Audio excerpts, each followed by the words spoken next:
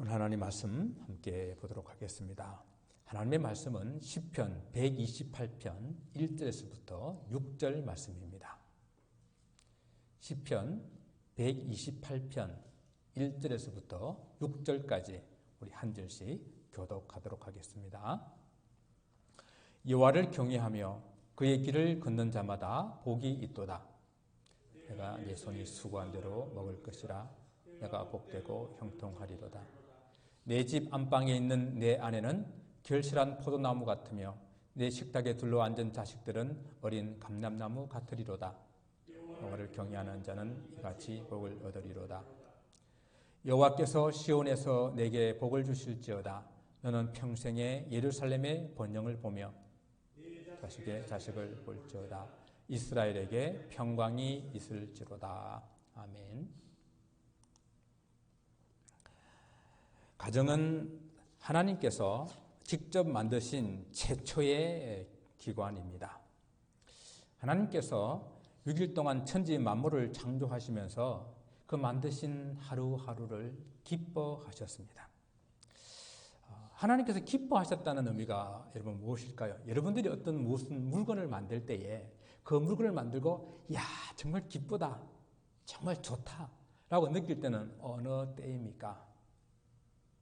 여러분들이 계획한 대로 잘 만들어지고 또 그 만들어진 것이 훌륭해 보일 때에, 좋아 보일 때에 그렇지 않겠습니까? 마찬가지로 우리 하나님께서 기뻐하셨다라는 그 의미는 하나님의 뜻대로 잘 그대로 만들어졌다라는 그런 의미와 함께 만들어진 그 만물이 하나님 보시기에 정말 실제로 아름다웠다, 보기 좋았다라는 그런 의미가 들어있습니다. 그래서 창세기 1장 그 말씀, 창조를 기록한 그 말씀에 보게 되면은 하나님이 이르시되 빛이 있으라 하시니 빛이 있었고 하나님 보시기에 좋았더라. 이렇게 기록하고 있습니다. 빛이 있으라. 그러니까 빛이 있었어요. 그리고 그 빛을 보니까 하나님이 너무 마음에 좋았습니다. 그렇게 하루하루를 만드시고 제6째 되는 날에 이 땅의 모든 땅에 공중에 나는 그런 생물들을 만드신 이후에 사람을 만드셨습니다. 사람을 만드신 이후에 하나님께서는 매우 기뻐하셨어요. 그래서 성경은 6일째 되는 날에는 심히 좋았더라라고 기록하고 있습니다. 그러면 하나님을 만드신 이 6일째 되는 날은 왜 이렇게 기뻐하셨을까요? 제가 이 6일째 하나님 기뻐하신 그 마음을 왜 그렇게 기뻐하셨을까 이렇게 묵상을 하면서 한번 생각을 해보았습니다. 다른 날의 창조보다도 이 마지막 날 그리고 마지막에 창조한 이 사람은 하나님의 형상을 따라 만들었기 때문입니다. 여러분 혹시 여러분의 자녀들이 여러분을 닮았다라는 것 때문에 여러분 기뻐하지 않으세요? 발가락이 닮아도 기쁜 데 있잖아요. 하나님께서 하나님의 형상을 닮은 우리 인간을 만드시고 그 마음에 기뻐하신 것입니다. 또한 하나님께서는 이 모든 만물을 다 만드시고 그 하나님 형상을 따라 만드신 그 하나님의 형상인 우리 인간들에게 이 모든 일을 다 위임할 수가 있게 되어서 기뻐하신 거예요. 다 줄 수가 있어서. 여러분들이 다 이루어 놓은 것들을 자녀들에게 이렇게 줄 수 있으면 마음에 기쁨이 있지 않겠어요? 그리고 또 하나 더 생각해 보는 것은 이제 하나님께서 마지막으로 이 사람을 만드심으로써 하나님이 그 천지 만물을 창조하시는 창조 사역을 완성하셨기 때문에 하나님은 그때에 참 많이 심히 기뻐하셨다라고 이렇게 생각을 합니다. 그런데 이 사람을 만드신 내용을 좀 더 상세하게 기록한 창세기 2장의 말씀을 살펴보게 되면요. 하나님께서 땅에 흙으로 사람을 지으시고 그 코에 생기를 불어넣으심으로 살아있는 영, 생명이 되었다라고 그랬어요. 그런데 그렇게 만들어 놓은 아담이 행복해 보이지 않는 거예요. 왜요? 혼자 있어서 행복해 보이지 않았습니다. 그래서 하나님께서는 그 아담을 깊이 잠들게 하시고 아담의 갈빗배로 하와를 만드시고 아담을 돕는 배필로 그를 만들어 주셨습니다. 또 이 생각을 해봤어요. 왜 하나님께서 다른 동물처럼, 다른 생물들처럼 그냥 암수를 한꺼번에 딱 만드시지 않으시고 남자를 먼저 만드시고 난 다음에 여자를 만드셨을까? 많은 하나님의 섭리가 있겠지만은 절대 사람은 혼자서 안 된다. 그것을 철저하게 깨닫게 해주기 위함이 아닌가 생각을 해보았고요. 그래서 하나님은 돕는 배필이 반드시 필요하다.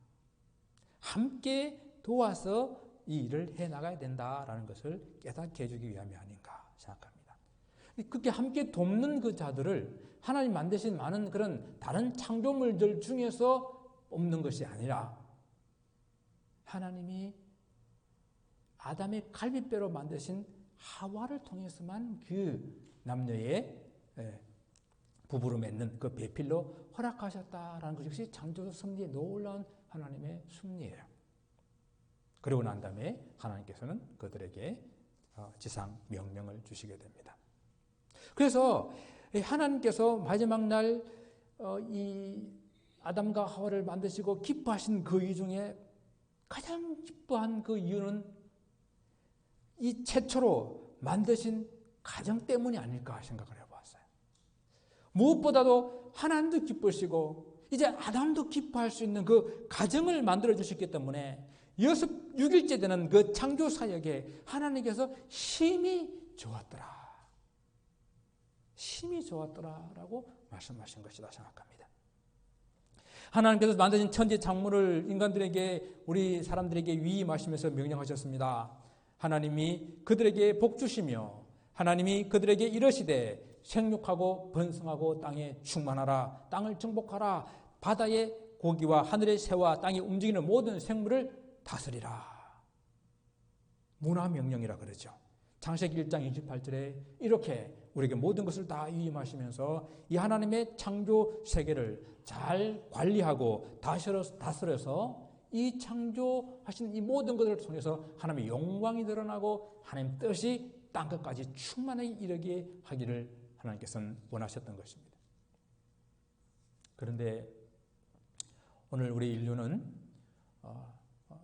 자연의 파괴와 또 그에 대한 재앙들을 많이 경험하고 있어요. 이 세상에 많은 것들이 이제 파괴되어 가고 있고 파괴되었지만은 오늘 우리 5월 가정에 따라서 심각하게 도전하고 있는 것 중에 하나가 오늘의 가정들이 파괴되고 가정들이 그 기능을 상실하고 있다는 것입니다. 하나님의 이 창조 섭리를 어기면서 살아가고 있기 때문에. 그래서 우리 이 가정의 달을 맞이하여서 하나님께서 만드시고 축복하신 이 가정의 의미가 무엇일까 다시 한번 생각해 보기를 원합니다. 정말 사랑하는 성도들의 가정을 깊이 저는 묵상하면서 하나님 이런 가정이 되었으면 좋겠습니다. 하나님 이 종의 가정도 이런 가정이 되었으면 좋겠습니다 하는 그 소원을 오늘 함께 나눠보기를 원합니다. 첫째는 행복한 가정이 되었으면 좋겠어요. 대부분의 사람들은 하루 일을 마치면 집으로 돌아가잖아요. 일에 지치고 피곤한 직장인도 또 공부를 마친 학생들도 또 아무리 이 세상에 멋있고 아름다운 어떤 것들을 구경하는 관광하는 그런 관광객들도 그곳에 머물지 않아요. 지나고 나면 집으로 돌아오게 되어 있습니다. 그 집이 단순한 그런 건물이 아니라 쉼과 평안과 행복을 주는 그런 공간이 되게 될 때 집에 돌아와서 새 힘을 얻고 또다시 우리는 삶의 현장으로 나아갈 수 있게 되는 것입니다. 그래서 우리는 이런 공간을 가정이다라고 이렇게 부르는 거예요. 저는 이렇게 이 성도들의 가정이 정말 일하고 쉬고 싶은 그런 가정, 공부하고 돌아와서 편안하게 쉬고 싶은 그런 가정, 그리고 먼 곳에 나갔다가도 언제나 돌아오고 싶은 그런 가정, 그런 행복한 가정들이 되었으면 좋겠습니다. 아멘 하시는 분들은 그런 가정이 될 겁니다. 이런 가정이 되게 하소서라는 그런 간구시들이 참 많이 있더라고요. 많이 있는데 그 중에 하나 이 시를 제가 살펴보면서 소개를 해드립니다. 사랑의 하나님, 가정을 세우시고 행복한 가정으로 축복하시는 하나님, 이 땅에 좋은 가정을 주심을 감사합니다. 저희 가정이 방, 부엌, 가구들이 진열된 단순한 건물의 모습이 되지 않게 하시고 사랑과 정이 오가는 사람들의 천국이 되게 하소서라는 이런 가정이 되게 하소서라는 그런 시의 첫 번째 소절입니다. 여러분, 가정의 행복, 그 가정의 행복이 여러분 무엇일까요? 요즘은 집은 점점 더 좋아지고 있습니다. 주거 환경 좋아지죠. 집도 점점 더 커져가고 있습니다. 그리고 우리가 가구나 우리가 쓰는 많은 그런 시설들, 그런 기구들이 아주 편리해지고 좋아지고 있는 것은 사실입니다. 그러나 그런 발달하고 좋아지는 것과 함께 우리의 행복도 함께 비례하면 좋겠는데 꼭 비례하지는 않더라고요. 가정은 그런 건물과 물건들을 진열하는 그런 하우스가 아니라 그 안에 가족들이 오손도손 모여있는 홈이라는 거죠. 하루의 일을 마치고 돌아오는 것이 단순히 그 하우스에 들어가는 것이 아니라 건물에 들어가는 것이 아니라 사랑과 쉼과 행복이 있는 스윗 홈, 행복한 가정, 그 가정이 되어야 되지 않겠습니까? 한 상담센터에서 한 1,500명의 중고등학생들 그리고 또 대안학교에 있는 그런 학생들, 청소년들을 대상으로 이렇게 설문조사를 했다고 합니다. 인생에서 가장 중요한 것이 뭐냐라고 그렇게 물어보았더니 그 중에 73%가 가족이라고 대답을 했습니다. 그래서 또 그러면 가족 간에 제일 중요한 것이 무엇이냐라고 이렇게 질문했더니 절반 이상이 화목한 가정이다라고 이렇게 대답을 했다고 합니다. 가정의 물질의 풍요함 필요합니다. 그러나 그것보다 더욱더 중요한 것은 화목이라는 겁니다. 성경은 그래서 우리에게 교훈해 주고 있습니다. 잠언 17장 1절에서 마른 떡 한 조각만 있고도 화목하는 것이 제육이 집에 가득하고 다투는 것보다 나으니라. 잠언 15장 17절에서는 또한 동일한 말씀을 하고 있는데요. 채소를 먹으며 서로 사랑하는 것이 살찐 소를 먹으며 서로 미워하는 것보다 나으니라. 제육이라고 하는 것은 하나님께 제사를 드리고 그리고 사람에게 먹도록 할당된 그 고기를 말하는 거예요. 그래서 풍족한 제사를 드릴 수 있는 여유도 있고 그래서 또 많은 재물을 다시 받아서 먹을 수 있는 그런 고기가 식탁에 풍부하다 할지라도 그런 진수성찬을 차려놓은 그런 식탁이라 할지라도 싸우고 다툰다고 한다면 떡 한 조각밖에 없어도 그 안에서 화목하며 서로 사랑하는 것이 더 낫다라는 것입니다. 이미 많이 연구되어 발표된 그런 내용이지만요. 불화한 그런 부모 밑에서 자라난 아이들은 그 부모로부터 많은 그런 악영향을 받는다고 합니다. 잦은 부부싸움을 하는 가정에 자란 아이들은 공격성이 아주 강하고요. 늘 이렇게 주변을 살피며 눈치를 보며 불안해합니다. 행복한 그런 가정을 꿈꾸지만은 이 행복이 언제 깨질 줄 모른다라는 그런 불안감에 있대요. 심지어는 결혼을 했어도 나도 내 가정도 우리 엄마 아빠처럼 그렇게 될지도 몰라. 언젠가는 그렇게 될 수도 있어 라는 그런 불안감 속에 있다고 그래요. 부모의 유전적인 요소를 우리가 물려받잖아요. 그 유전적인 요소를 물려받아서 그렇게 되는 것보다도 더 많은 것은 그런 환경 속에 놓여 있어가지고 그 유전적인 요소가 더욱더 잘 발현된다라는 거예요.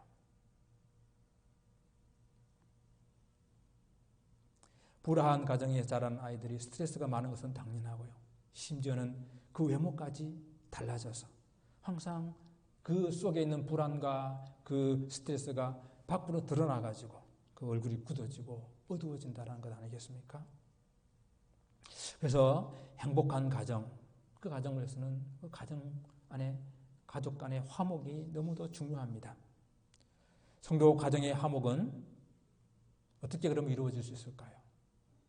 이는 모든 무엇을 이야기할 때마다 항상 우리가 찾아가는 그런 근본적인 질문으로 돌아가게 되는데 먼저 우리 개개인이 하나님과의 관계가 화목돼야 돼요. 이것은 가정의 참된 행복은 가정을 만드신 하나님의 축복 없이는 불가능합니다라는 그런 고백이에요.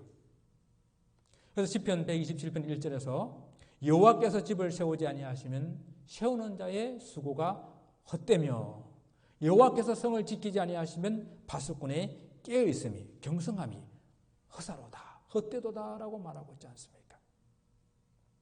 그래서 가정의 행복은 가정을 만드신 하나님과의 관계가 바로 세워져 있어야 합니다. 오늘 본문 1절에서도 여호와를 경외하며 그의 길을 걷는 자마다 복이 있도다. 그 복이 무엇인지를 말씀하고 있는 거예요. 먼저 여호와를 경외하는 삶, 여호와 하나님 앞에 바로 서 있는 삶, 그 삶이 필요하다라는 것입니다. 예수 그리스도로 깨끗하게 되고 하나님과의 관계가 회복된 성도들이 그 깨끗함과 그 하나님과의 관계를 유지하기 위해서는 매일의 삶 속에서 말씀과 기도 생활을 게을리해서는 안 된다는 거예요.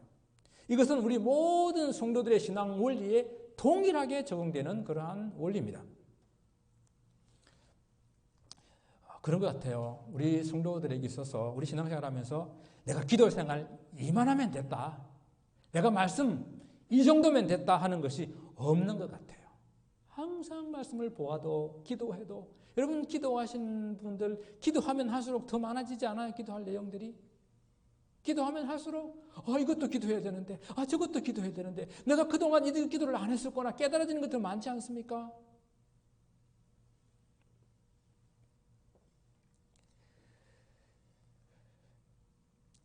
이것은 모든 신앙생활에 동일한 그런 원리로 오늘 본문 3절과 4절에서도 내 집 안방에 있는 내 아내는 결실한 포도나무 같으며 내 식탁에 둘러앉은 자식들은 어린 감람나무 같으리로다.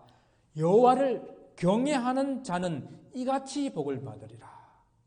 가정의 이 행복한 모습, 아내가 포도나무 같고 그리고 어린 자식들이 식탁에 둘러서 있는 어린 자식들이 그 어린 감람나무 같은 그런 복이 바로 여호와를 경외할 때에 얻어지는 그런 복이라는 것입니다. 여러분 포도나무와 감람나무는 이스라엘의 그 축복을 상징하는 그런 나무 중에 가장 대표적인 나무잖아요. 아주 가정에 행복한 그림을 그려줄 수 있는 그런 모습입니다. 바로 이런 행복은 하나님을 경외하는 가정이 얻을 줄을 믿습니다. 여러분 가정에서 저는 제일 중요한 두 축은 남편과 아내라고 생각합니다. 오늘 많은 가정들이 자식 중심으로 되어가고 있지만요. 자식 아니에요. 남편과 아내가 가정의 가장 중심적인 축이에요. 이것이 한쪽이 무너지게 되게 되면 둘과 불화하게 되면 허물어질 수밖에 없는 많은 상처와 아픔을 가질 수밖에 없는 그런 모습들입니다. 그래서 남편과 아내가 가정을 세우는 중심축이라는 사실을 기억하시고 바로 서 있기를 원합니다. 그러면 이런 질문을 하실 수가 있어요.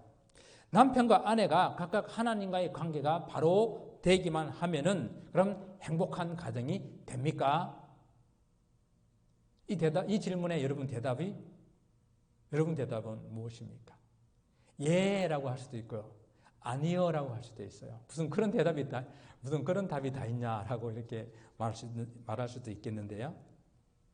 엄밀하게 말한다면은 정말 그 누구든지 하나님과의 관계가 딱 바로 되어 있다면 정말로 바로 되어 있다고 한다면은 가정이 행복해요. 맞습니다. 근데 우리는 평생 그 하나님과의 관계를 바로 잡아 나가기 위해서 애쓰고 몸부림치는 그런 과정 중에 있잖아요. 또한 그런 가정 중에 있으면서 우리는 이 행복한 가정을 하나 앞에 바로 서 있는 이런 가정이 내가 바로 서 있으면 자동적으로 그러면 딱 이렇게 행복한 가정이 만들어지는 것이 아니라 그 하나님과의 바로 서 있는 그런 관계를 가지고 내 가정에도 모든 관계가 바로 되도록 몸부림치며 애쓰는 그 모습이 필요한 것이거든요. 그래서 이 대답은 예수도 됐고 아니어도 될 수가 있는 거예요. 내가 하나님 앞에 바로 서 있는 그런 모습으로 나의 사랑하는 아내와 사랑하는 남편과 이 관계가 바로 될 수 있도록 애쓰고 노력할 때에 그 가정이 바로 서게 되는 것입니다. 그래서 가정에 불화가 생기고 불행한 일이 생기게 될 때에 우리는 일단 먼저 생각해 봐야 돼요. 하나님, 제가 하나님과의 관계에 있어서 뭐가 잘못된 것이 있습니까? 그러고 난 다음에 부부의 관계를 돌아봐야 되는 거예요. 우리 관계 속에서 뭐가 서로 잘못된 부분들이 있는가 점검해 보아야 한다는 것입니다. 그래서 성경은 남편과 아내가 서로 사랑과 관심 그리고 존경과 순종이 있어야 됨을 말씀하고 있습니다. 에베소서 5장 22절에서 아내들이여 자기 남편에게 복종하기를 주께 하듯 하라. 그리고 25절에서는 남편들아 아내 사랑하기를 그리스도께서 교회를 사랑하시고 그 교회를 위하여 자신을 주심같이 하라. 그리고 33절에서는 너희도 각각 자기 아내 사랑하기를 자신같이 하고 아내도 자기 남편을 존경하라 라고 결론을 내리고 있어요. 여러분 이것을 가지고 말할 때에 뭐 복종이라 그랬다, 남편을 머리라 그랬다, 그런 우열을 가릴 수 있는 그런 이야기들이 아니라 서로 사랑하고 서로 관심을 가지고 서로 존경하고 서로 순종하는 그런 관계를 말씀을 하고 있는 거예요. 다시 말씀드리면 가정에서는 남편과 아내가 가장 중심이 기둥이 되어서 서로 관계가 하나가 되는, 화목되는 그런 모습이 먼저 필요하다는 것입니다. 그렇게 남편과 아내가, 즉 부모가 믿음 가운데 든든히 서 있고 화목하게 될 때에 그 상에 둘러싸여 있는 자식들이 어린 감람나무 같이 그렇게 소망과 희망과 꿈을 가지고 행복하게 살아갈 수가 있는 것입니다. 오늘 본 말씀처럼 평생의 예루살렘의 번영을 보고 평생의 그 이스라엘의 번영을 보고 그리고 자식을 보며 평강 속에 살게 될 것이다. 하나님은 우리에게 약속하십니다. 하나님을 경외하는 가정으로 화목하고 행복한 가정이 되시기를 다시 한번 주님 이름으로 축원을 드립니다. 두 번째로 이런 가정이 되기 원합니다라는 그런 제목에서 건강한 가정이 되기를 소원합니다. 요즘 어떠세요? 운동하기 좀 어려워가지고 건강이 좀 더 약해진 것 같지 않습니까? 살은 좀 더 찌는 것 같고 무거운 것 같고 뭐 그런 거 많이 느끼지 않습니까? 이 가정의 실제적인 이 물리적인 건강 상당히 중요한 거예요.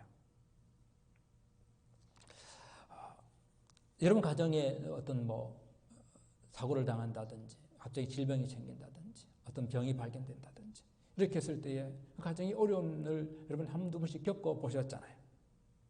그래서 가정 식구 모두가 다 건강한 것 정말 중요합니다. 그래서 많이 우리는 신경을 쓰고 이렇게 관리를 해야 됩니다. 그리고 요즘 새벽에 이제 좀 기도할 시간이 이렇게 많아져서 요일별로 이게 기도하는 내용들 조금씩 이렇게 다르게 이렇게 하게 되는데 우리 성도들의 건강을 위해서 중점적으로 기도하는 그런 날이 좀 많습니다. 특히 요즘같이 코로나로 어려운 때에는 더욱 그렇죠. 연세들이 있으신 분들은 대부분 우리가 다 기저질환이라는 것이 사실 좀 웃긴 이야기예요. 기저질환 없는 사람이 그렇게 많지 않아요. 그죠? 대부분 다 질환들이 있어요. 성도 여러분들께서도 같이 기도하시고 이 어려운 때를 건강관리를 잘 하시기 바랍니다. 그런데 이 사람의 육신의 건강이라고 하는 것은요, 어쩔 수 없이 우리가 나이가 들면서 시간이 지나면서 연약해질 수밖에 없고 병들 수밖에 없어요. 이건 우리가 어쩔 수 없는 부분입니다. 그래서 우리는 이거 좀 관리 잘하면서 고쳐가면서 써야 되는 그런 어떤 부분들이에요. 진정한 그 가정의 이 건강이라고 하는 것은 이 육체적인 그런 건강도 중요하지만은 또 다른 한편에서의 저는 가정의 소통이라고 생각해요. 우리가 가끔 이사를 하게 되게 되면은 뭐 여러분 사람들만 다 보는 부분들이 다르겠지만은 창문이 얼마나 있는지 또 창문이 이렇게 서로 맞바람이 좀 치는지 이런 거 좀 보지 않으세요? 저는 그걸 좀 봅니다. 바람이 좀 잘 이렇게 순환이 되는지 통풍이 좀 잘 되는지. 이와 마찬가지로 우리 가정에도 소통이 중요하다는 것입니다. 저도 이제 개인적으로 이 소통을 좀 잘 못하는 그런 사람 중에 하나인데요. 가정에 이게 대화의 창을 열어야 건강한 그런 가정이 될 수 있다라는 것입니다. 부부간의 대화의 창을 여시고요. 그리고 자녀와의 대화의 창을 여셔서 서로의 이 마음을 소통할 수 있는 그런 가정이 되기를 바랍니다. 흐르는 강물을 막아가지고 볼을 만들어서 가둬두게 되면 물이 많아서 넉넉해서 좋을 것 같지만 그러나 흘려야 될 물이 흐르지 아니하면 그 속에서 썩어가게 되고 생태계가 파괴될 수밖에 없다라는 이야기입니다. 부부의 문제나 자녀와의 문제도 많은 경우에 소통하지 못해서 일어나는 것들이 많습니다. 특히 우리가 이민자로 살아가기 때문에 우리 자녀와 그런 대화가 어렵잖아요. 어렵다고 포기하지 마시고 계속해서 우리는 우리가 할 수 있는 방법으로 소통을 해야 합니다. 또한 지금 우리는 사회적 거리두기로 인해 가지고 소통이 많이 단절되어 있는 그런 세상에 살고 있어요. 그리고 어떤 사람들은 이 포스트 코비나 오프라인보다도 온라인이 더 많이 발달하게 될 것이다라고 이렇게 예언을 합니다. 그런 부분들이 많이 있을 거예요. 오프라인보다도 온라인이 더욱더 이렇게 많이 활성화될 것입니다. 그러나 그것이 다 좋은 것이 아니에요. 예배도 그렇게 온라인을 되는 것이 좋은 것이 아니에요. 사람들은 저는 보니까요, 이 온라인으로 살아가면서 그래도 사람들이 그리워하는 것은 뭔가 하면은 같이 만나서 부딪히고 같이 만나서 소통하고 이걸 그리워하더라고요. 하나님께서 우리를 그렇게 만들어 놓으신 것 같아요. 하나님 창조 섭리가 그렇게 되어 있는 거예요. 그래서 소통에서 제일 중요한 것은 무언가 생각했을 때에 우리 가정 안에서 들어주는 거거든요. 이야기를 들어주는 거예요. 문제를 내가 해결하려 하지 말고 그 답답한 마음의 이야기를 들어주는 것이 먼저다. 그래서 잠언 말씀에 보니까요, 사연을 듣기 전에 대답하는 자는 미련하여 욕을 당하느니라. 어떻게 적절한 말씀을 했는지 모르겠어요. 다 듣지 않고 답을 주고 다 듣지 않고 끼어들고 하지 말고 그냥 충분히 들어주면 잘 들어만 줘도 반은 해결되는 거예요.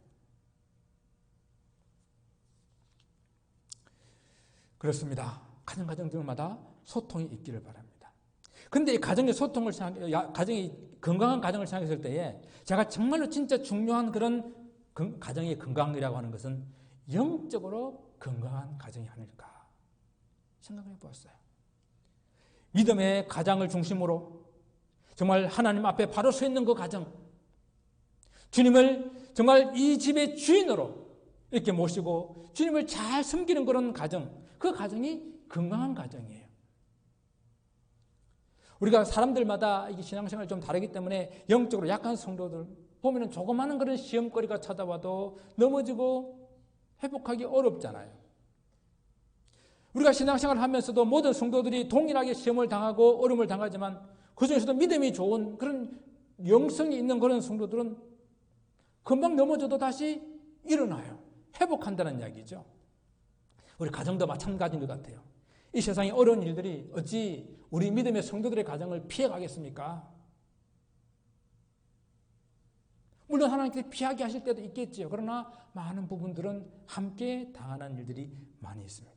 그러나 믿음의 가정들은 그런 일들이 질병이 찾아오고 사고도 만나고 재앙도 만나고 또한 믿음의 가정도 때로는 사별하기도 하고 이혼하기도 하는 그런 아픔을 당하기도 합니다.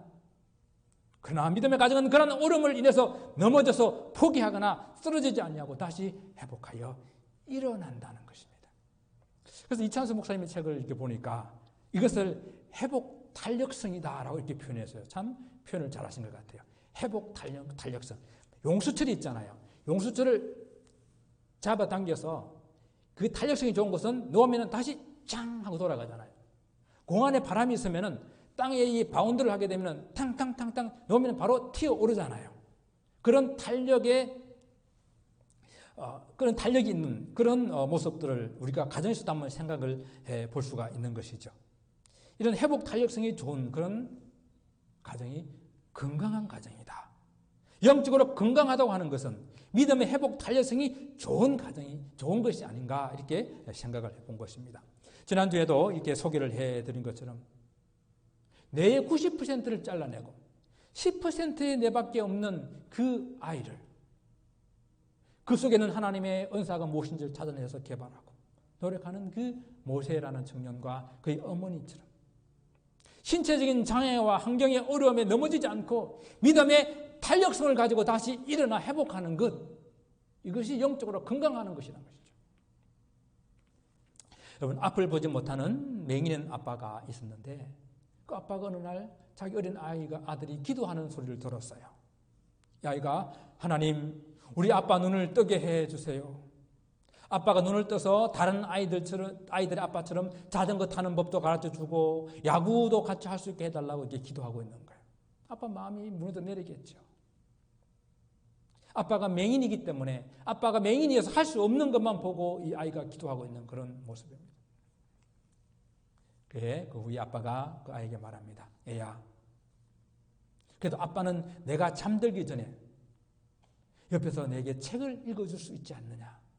이야기는 뭔가 하면은 불을 다 끄고 아이가 잠자리에 들었을 때에 아빠가 점자로 된 책을 읽어주게 되게 되면은 이 아이는 눈을 감고 깜깜한 가운데에 읽어주는 그 아빠의 이야기가 마치 실제로 일어나는 일처럼 마음껏 상상의 나래를 펴면서 꿈을 키워갈 수 있다는 것이죠. 이 일은 엄마도 못하고 이 일은 다른 아빠들도 못하는 것이야. 그러면서 그 아빠는 그 아들에게 결코 포기하지 말아라. 포기하는 것이 가장 나쁜 것이다. 라고 이렇게 가르쳐 주었습니다. 이분이 바로 미 연방정부에서 차관복급으로 이 직위에서 공무원 생활을 하셨던 강영우 박사님이십니다.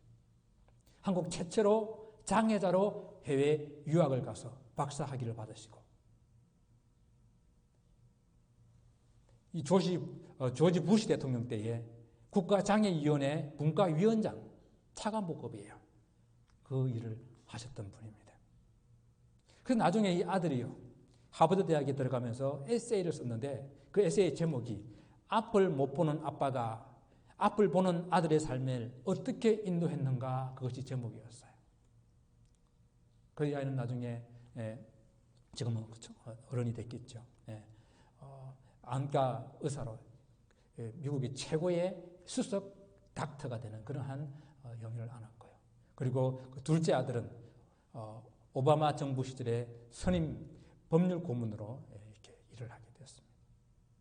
결코 포기하지 말아라. 환경이 어떻든지 간에 포기하는 것이 가장 나쁜 것이다. 바로 이것이 믿는 자들이 영적 건강한 사람들이 가질 수 있는 바로 영적 탄력의 회복력인 것입니다. 이런 것이 있는 것이 건강한 가정이라는 것이죠.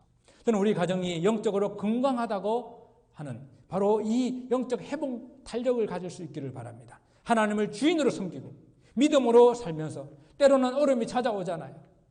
때로는 힘든 일이 찾아옵니다. 그러나 그때마다 하나님 믿음으로 이겨내고 다시 회복하여 일어서기를 원합니다. 지금도 우리 다 같이 어려움을 겪고 있어요. 또 다른 경제적인 어려움, 또 다른 육신적인 어려움, 또 정신적인 그런 어려움, 또는 관계의 어려움, 그런 것이 우리에게 있다 하더라도 그것에서 넘어져 쓰러지지 말고 다시 믿음으로 일어나는 그런 건강한 가정들이 되기를 주님 이름으로 축원을 드립니다. 이제 마지막으로 우리 모든 성도들이 가지기를, 또 우리 가정이 그렇게 되기를 소원하는 그런 가정은 사명이 있는 가정입니다. 하나님께서 복을 주셔서 가정이 형통하고 행복하면 그것으로 만족합니까? 그것이 답니까? 어려움을 당하면 우리 기도하잖아요. 하나님 살려달라고, 하나님 이 어려움을 이기게 해달라고 기도합니다. 우리는 그때 잠시 기도를 멈추고 생각해 보아야 돼요. 왜 하나님께서 그렇게 해 주셔야 되는가? 내 이 어려움을 왜 하나님께서 해결해 주셔야 되는가? 나의 질병을 왜 하나님께서 고쳐 주셔야 되는가? 내 가정의 문제를 왜 하나님께서 해결해 주셔야 되는가? 우리는 한번 다시 질문을 해 보아야 됩니다. 잘 먹고 잘 살기 위해서요? 그저 형통하기 위해서요? 그것으로 되면은 만족하시겠습니까? 정말 하나님께서 우리 가정을 통해 가지고 하나님께서 이루고 싶은 그 소명, 그 사명, 그 사명이 있지 않겠습니까? 하나님, 우리 가정이 그 사명을 발견하고 그 사명에 달려갈 수 있게 하옵소서. 제 논문을 지도한 지도 교수님의 이야기를 잠시 봤는데요. 그분은 그 결혼 기념일에 이번에는 뭘 했냐라고 올렸는데 보니까 온 가족이 가가지고 봉사센터 가가지고 그 모든 돈을 가지고 봉사센터 하루 봉사를 하고 이렇게 와가지고 이렇게 올렸더라고요. 가정이 하나님 앞에서 바로 서서 무엇인가 하나님의 사명을 위해서 달려가고 하나님 일을 한다는 것이 이렇게 중요하고 이런 것이구나 하는 것을 생각해 보았습니다. 하나님께서 우리 가정을 통해서 하나님께서 이루어갈 수 있는 그 비전이 무엇일까 기도하고 그것을 이루어갈 수 있는 그런 가정이 되기를 소망하는 것. 이것이 사명 있는 가정입니다.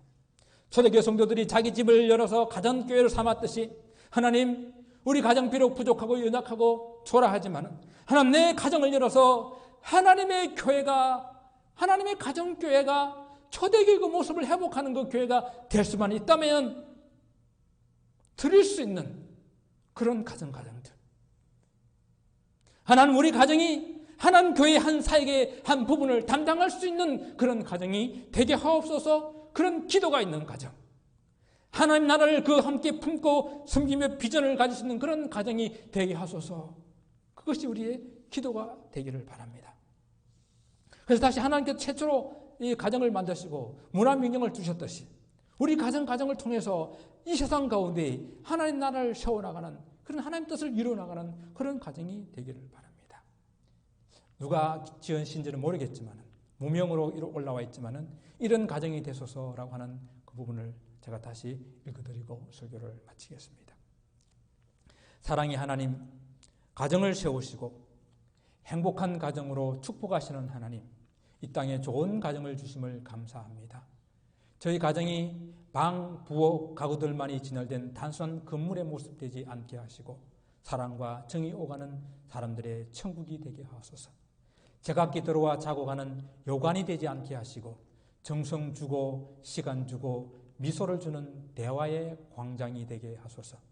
나만 위로받기를 기대하기보다는 다른 식구들을 먼저 위로하게 하시고 나만 이해받기를 바라기보다는 내가 먼저 이해하게 하시며 가시 돋친 말이나 비평의 말보다 감싸주고 격려해주는 가족이 되게 하소서. 우리 모든 가정들이 어린 아이들에게 평생 잊을 수 없는 교실이 되게 하시고 청소년과 청년 자녀들에게 언제나 의지되는 마음의 고향이 되게 하소서. 부부 사이에 문제가 있을 때는 십자가에 달린 예수님을 모시고 해결의 길을 찾게 하시고 아이들의 문제가 있을 때에 만유의 주관자 되신 하나님을 우선 모시고 의논하게 하소서. 저희 가정이 작은 천국이 되게 하시고 평화의 안식처가 되게 하시며 믿음, 소망, 사랑의 연습장이 되게 하소서. 우리 가정이 거룩한 제단이 되게 하소서. 오 주님이시여, 저희 가정이 이웃과 이 세계의 빛이 되고 소금이 되고 복음의 누룩이 되어 주님의 계획을 성취하는 아름다운 터가 되게 하소서.